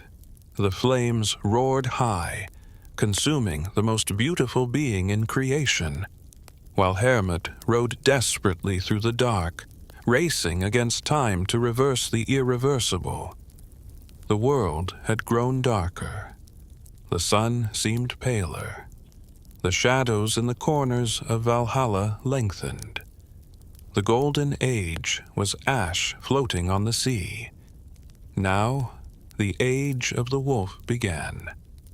While the flames of Baldr's funeral pyre were still painting the sky of Asgard in hues of tragic orange, a lone rider was descending into the deepest shadows of the cosmos. Hermod the Brave, riding his father's 8-legged steed Sleipnir, was on a mission that no god had ever attempted, to bargain with death itself. The journey to Helheim is not a simple descent. It is a psychological and physical ordeal, described in the Prose Edda with haunting geographical precision. For 9 nights, Hermod rode through valleys so dark and deep that he saw nothing. No stars, no landmarks, only the crushing weight of the earth above him. The silence of these valleys was absolute, broken only by the rhythmic thundering of Sleipnir's 8 hooves on the cold stone. Finally, he came to the river Yo, the resounding one. This river marks the boundary between the living and the dead. Spanning the freezing, knife-filled waters was the bridge Gjallabru, paved with glittering gold. As Hermod clattered onto the bridge, the guardian, a maiden named Modgud, stepped out to block his path. She looked at him with suspicion. "Why do you ride here, on the road to hell?" she asked. "Yesterday, 5 battalions of dead men rode over this bridge, but the bridge thunders no less under you alone than it did under all of them. You do not have the color of a corpse. You are alive." Hermod did not deny it. "I ride to hell to seek Baldr," he answered, breathless. "Have you seen him pass?" Modgud pointed downward towards the north. "The road to hell lies down and north," she said. "Baldr has ridden over the bridge." Hermod spurred Sleipnir onward. They reached the gates of hell, known as Helgrind. They were massive, barred with iron, and towering high into the gloom. Hermod did not dismount to knock. He tightened his grip on the reins, dug his spurs into Sleipnir's flanks, and the great horse leaped. With a burst of supernatural power, Sleipnir cleared the gates of death, landing safely on the other side. Hermod rode into the hall of hell. There, sitting in the high seat, was his brother Baldr. But he was not the radiant god of the upper world. He was pale, silent, and drinking the mead of the dead. Beside him sat Nanna. Hermod approached the throne of the Queen of the Dead. Hel, the daughter of Loki, was a terrifying sight. Half her face was that of a beautiful woman. The other half was blue-black, rotting flesh. She looked at Hermod with an expression that was neither cruel nor kind, but utterly indifferent. Hermod begged her. He told her of the weeping in Asgard. He told her that the heavens themselves were empty without Baldr. "Let him return," he pleaded, "for he is loved by all." Hel paused. She offered a test. a challenge to the affection of the universe. "If it is true that Baldr is so loved," she said, her voice like cracking ice, "then let all things in the world, living and dead, weep for him. If everything weeps, he shall go back to the Aesir. But if anyone speaks against him or refuses to weep, he shall remain with me." It was a glimmer of hope. Hermod bid farewell to his brother. Baldr gave him the ring Draupnir to return to Odin, a sign that even in death he wished to restore his father's wealth. Nanna sent a linen robe for Frigg and a ring for Fulla. Hermod rode back to the world of the living with the message. The Aesir were overjoyed. This seemed an easy task. Surely everyone loved Baldr. Messengers were sent to the four corners of the world. "Weep," they cried. "Weep for Baldr, so that he may return." And the world obeyed. The humans wept. The animals whimpered. The earth oozed water. The stones sweated. The metals undensed moisture. Just as things weep when they are brought from the frost into the heat, so did all creation mourn for the god of light. The messengers were returning home, satisfied that the condition had been met. But then they came upon a cave. Sitting inside was a giantess, or a hag, named Thok. Thanks, gratitude, likely used ironically. The messengers asked her to join the mourning. "Weep for Baldr," they said. Thok looked at them with dry, hateful eyes. She sat still as a stone and spoke a verse that sealed the doom of the gods. "Thok will weep, dry tears, for Baldr's funeral pyre. I loved him not, living or dead. Let hell hold what she has." The messengers pleaded, but she would not shed a tear. And because of this one refusal, one single heart in the entire universe that remained cold, the contract was void. Hell kept her prize. Baldr would not return. Odin, hearing the news, knew instantly who Thok was. It was Loki. The shapeshifter had struck the final blow. He had killed Baldr with the mistletoe, and now he had condemned him to eternal darkness with a refusal to weep. The time for tolerance was over. The blood-brotherhood was broken. The grief of Odin transformed into a cold, terrifying rage. Loki, sensing that he had finally pushed the Allfather too far, fled Asgard. He ran to the mountains, far from the halls of the gods, and built a hideout near the Franang's Falls. Loki's house was a masterpiece of paranoia. He built it with 4 doors, one facing each cardinal direction, so he could always watch for the pursuit of the Aesir. By day, he transformed himself into a salmon and hid in the swirling, foamy waters of the waterfall. By night, he sat by his fire, weaving a net of linen twine, inventing the fishing net, while constantly checking the horizon. But there is no hiding from Hlidskjalf. Odin sat upon his high seat and cast his single eye over the world. He pierced through the mountains, through the mist, and saw the hideout. He saw the fire. He saw the traitor. Odin gathered the gods. Thor, Tyr, and the others marched to the mountain. Loki, seeing them approach, threw his net into the fire to destroy the evidence of his invention, or perhaps to prevent them from using it, and leaped into the river as a salmon. When the gods arrived, they found the house empty. But Kvasir the Wise, or perhaps Odin himself in some versions, saw the white ash of the burnt net in the fireplace. He understood the pattern. He is a fish, Kvasir reasoned, and this is the device to catch him. The gods rewove the net based on the ash pattern.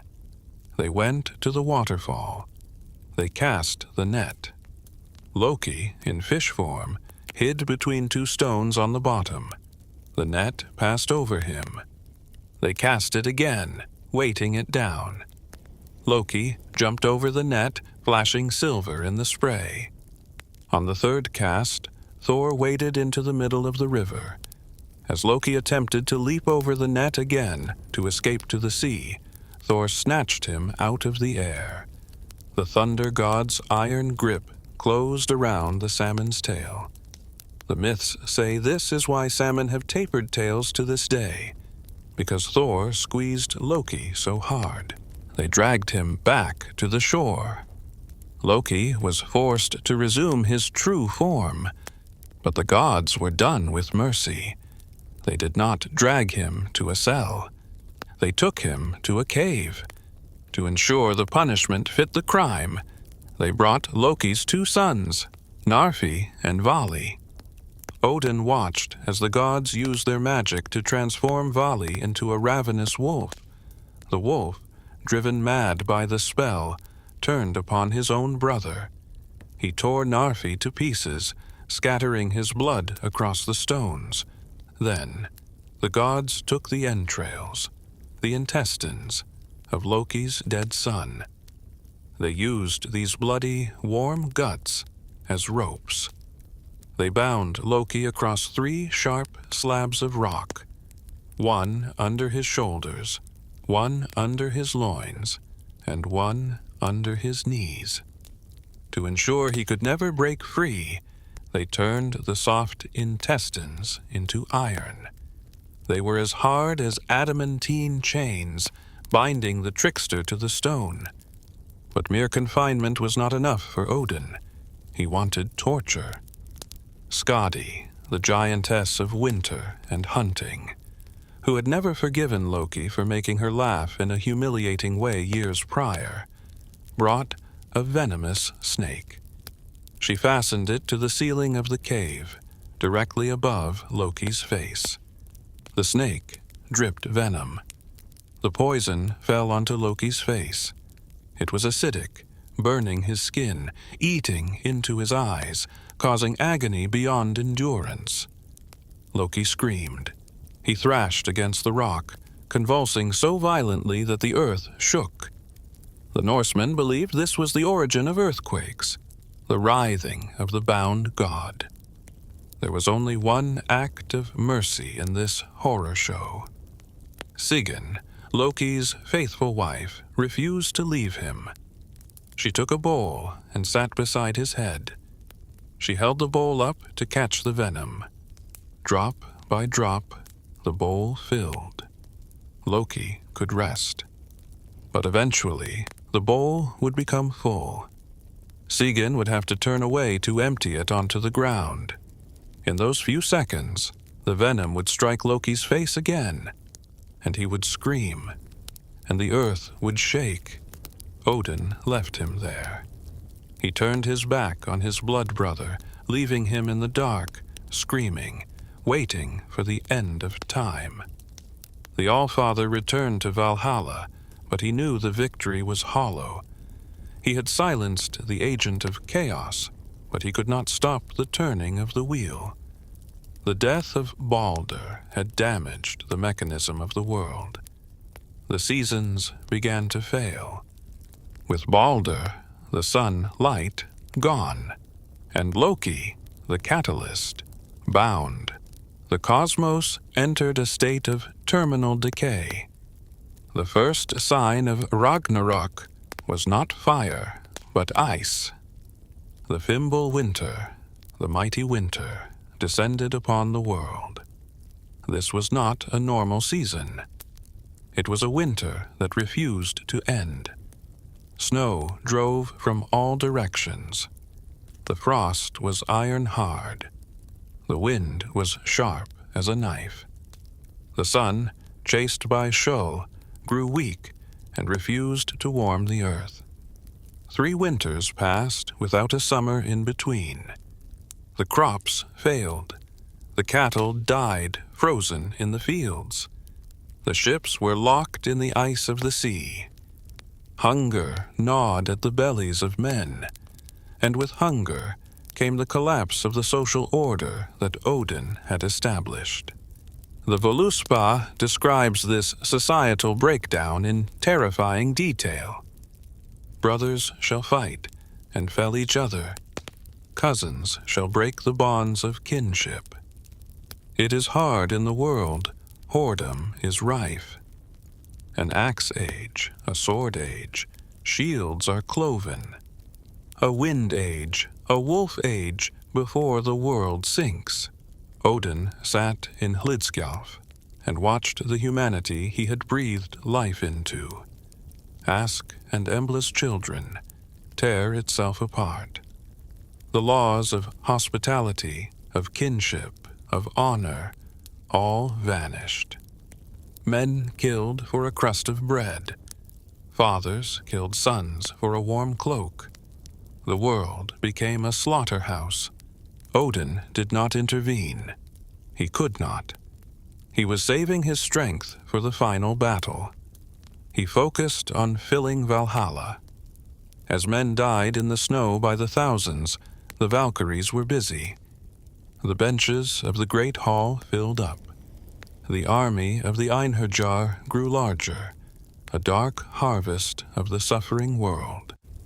Then, the celestial mechanism finally broke. The wolf Skjöll, who had chased the sun since the beginning of time, finally caught her. In a spray of blood that darkened the sky, the sun was swallowed. The wolf Hati caught the moon and devoured him. The stars, loosened from Ymir's skull, fell into the ocean. The world was plunged into absolute freezing darkness. Deep in the earth, the roots of Yggdrasil trembled. The tree that holds the universe groaned. And in the cave, the iron bonds holding Loki, the intestines of his son, began to fray. The spell was breaking. The prophecy was arriving. Odin stood up from his throne. He reached for his spear, Gungnir. He reached for his golden helmet. He did not look back at the empty halls of the gods. He looked toward the gate. He heard the sound of the horn Gjallarhorn. Heimdall was blowing it. The twilight of the gods had begun. The silence of the Fimbul winter, that long and terrible season of ice and blood, is broken not by the song of a bird or the voice of a god, but by a sound that cracks the very dome of the sky. High upon the Bifrost bridge, Heimdall, the watchman of the gods, lifts the Gjallarhorn to his lips. For eons, this horn has hung silent on the branch of the world tree, waiting. Now, Heimdall blows. The sound is described in the Voluspa as ringing through all the worlds. It wakes the dwarves in their stones. It startles the giants in Jotunheim. It echoes in the damp halls of Hel. Odin hears it in Valhalla. He does not tremble. He has been waiting for this sound since the moment he drank from Mimir's well. He stands from his high seat, Hlidskjalf, for the last time. He places the golden helmet upon his head, a helmet that has seen the creation of the world and will now see its unmaking. He walks to the great doors of Valhalla, the 540 doors which have stood shut against the winter winds are thrown open, and out they come. The Einherjar, the army of the dead. We must pause to appreciate the scale of this mobilization. These are the warriors Odin has handpicked for thousands of years. Kings, berserkers, heroes, and villains who died with swords in their hands. They flood out of the hall like a river of steel, 800 men abreast from each door. They are not marching to a celebration. They are marching to their second death. Odin rides at their head on Sleipnir. He wears his blue cloak, now billowing in the winds of the end times. In his hand, he grips Gungnir, the spear that never misses. But even Gungnir feels heavy today. As they ride across the Rainbow Bridge, the bridge begins to crumble. The forces of chaos are approaching from all sides, and the infrastructure of the cosmos can no longer sustain the weight of destiny. From the east, the giant Hrym sails the ship Naglfar.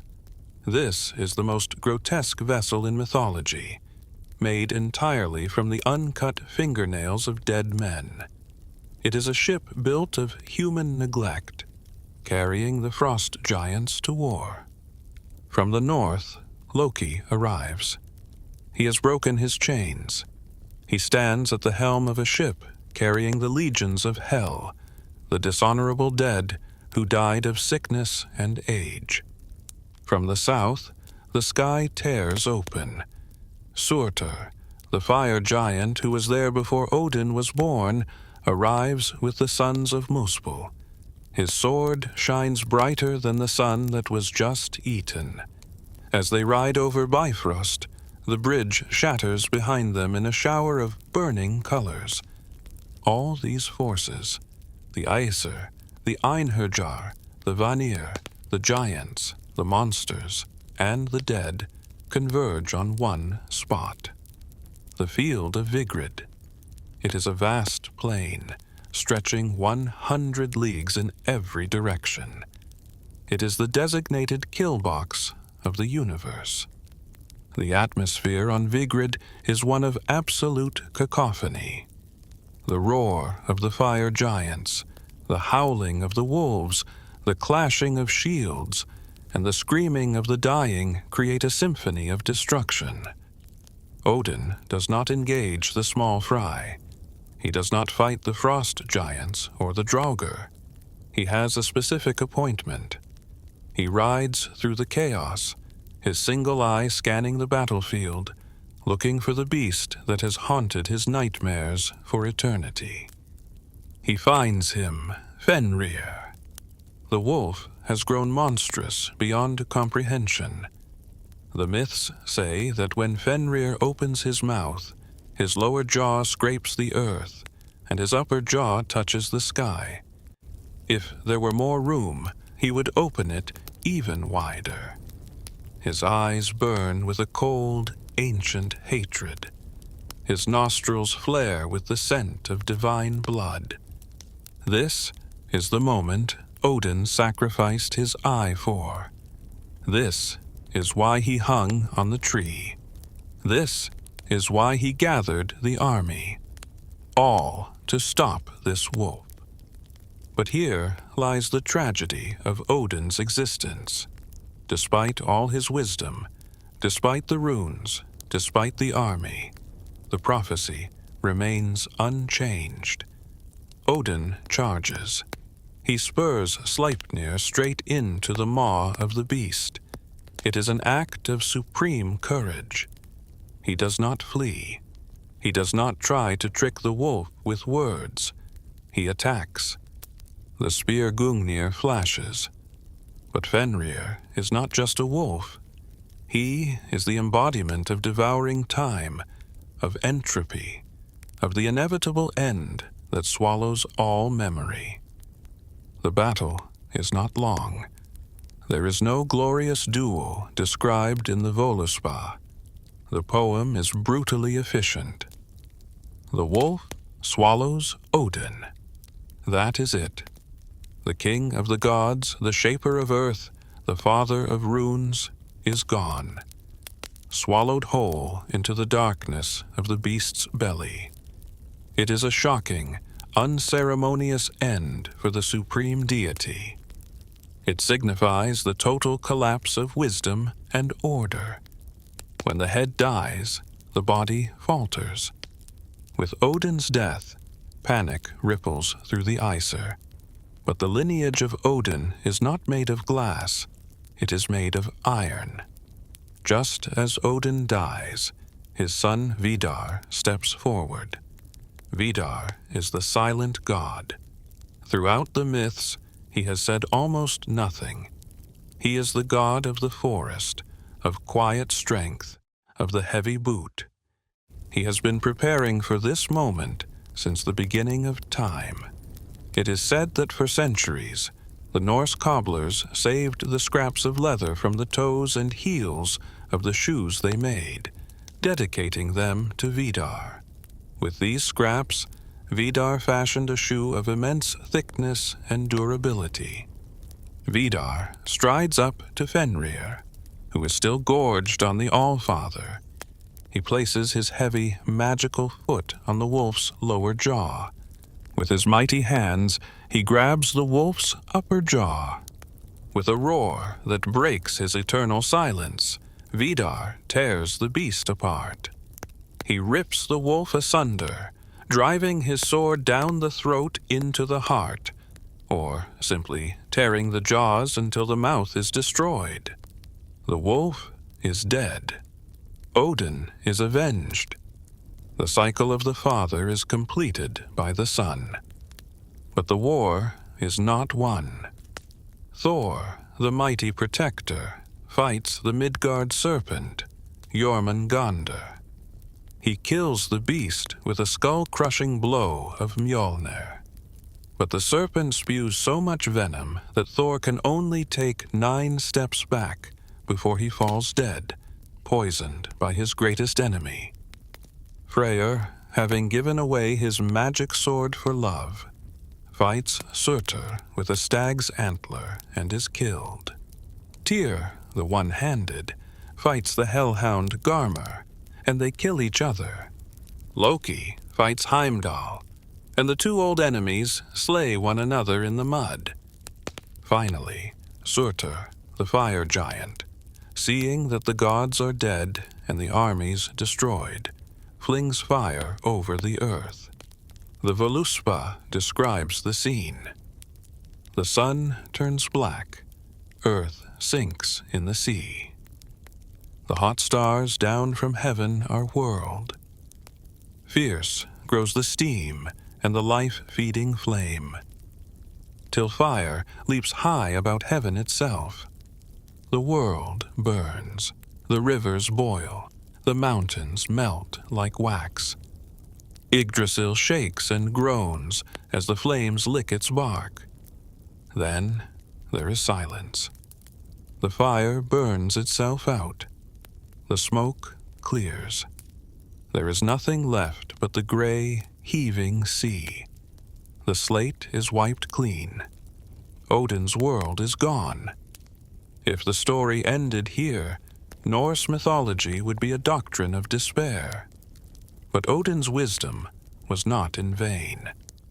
He knew that destruction is a prerequisite for creation. Slowly, from the dark ocean, the earth rises again. It is green and fresh.